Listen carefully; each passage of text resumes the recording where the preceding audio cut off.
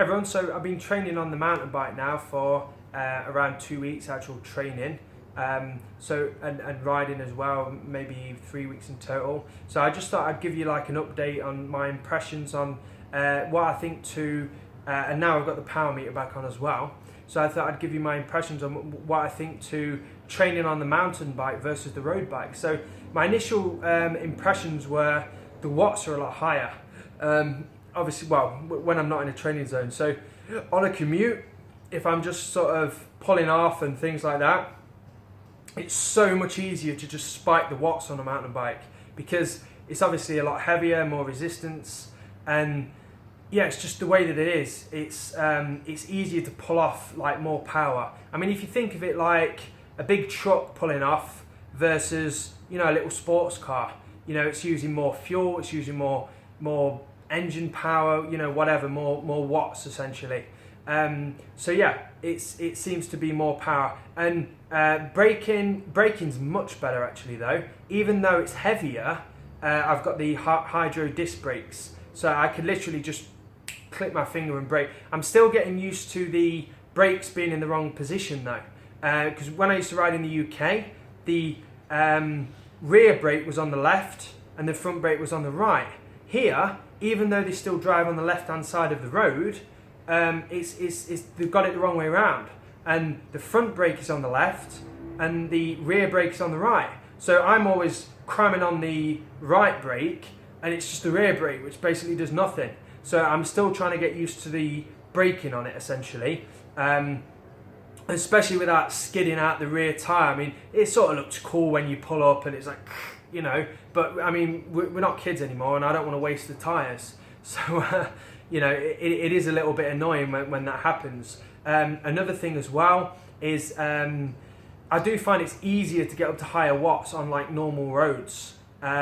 Whereas I remember when I was on the road bike, and I still had this sort of mountain bike gears anyway, we had the 44 being the highest and then the 11 at the back. I would sometimes, you know, if I was really sprinting, not only would the bike shake, I don't know whether it was a poor frame or whatever, right? But not only would the bike shake when I started putting out like 500 watts for like a minute or whatever, it would also just feel so unstable, and I would get almost around 45, 50, you know, between 45 or so K, and the bike I would start maxing out the gears. Now, I think the fastest I've gone on this bike is like 45 down a hill. I've nearly touched 40 on a sprint, a bit of a sprint or a bit of a, you know, giving it some gas sort of thing. But I mean, really, when I'm pushing it, I'm either going 30 or 35 or somewhere in between. When I'm going between 200 and 300 watts, I'm going between, let's say, 30 and 37. The wind is a bigger factor on this as well, which can be very annoying for the power, because especially when you get the gust of wind, you're trying to keep the power constant, but it's like up gust of wind, and then before you know it, you're ranging from 200 watts, 250 watts, and it's going up and down, up and down, up and down, and you got massive watt spikes. So it is kind of harder, which weren't as much on the road bike, because obviously I was leaning right forward, and you know, I was super aerodynamic. Well, not super aerodynamic, but a hell of a lot more aerodynamic, right? So yeah, literally on the road bike, and obviously the road bike was thinner and everything like that, basically. So literally, the only thing I've noticed on this, several things actually, I've noticed the lack of speed on the mountain bike, but it's not actually as bad as I thought. And it does have some benefits, like I can still ride with Brittany in zone 2. We can ride in zone 2 together, whereas when I hit my zone 2 before, I left her in the dust. You know, she was perhaps in a threshold or whatever, right? But I think we even did her, this is no disrespect to her obviously, we even did a heart rate test, and I was sort of like mid to top zone 2. Yeah, something like that. Now I can ride in I've lowered my zones a little bit because I've been out of training, but I can literally ride now. I'm probably anything between 50 and 100 watts more output now because I'm on the mountain bike. So we can literally be riding together in zone 2 at a similar sort of heart rate. Usually mine's a little bit lower, but we can be riding, obviously still when I amp it up, you know, that's it. But yeah, so I've noticed that we can ride together, which is nice, you know, on a zone 2 ride. You know, it's a bit boring. It can get a little bit boring zone 2. So it's nice to be able to finally have a partner to ride with again. So that's good. What else? It's a little bit noisy as well. Sometimes when today I had my music off because my music cut out and I was riding along. It sounded like I was on a turbo trainer.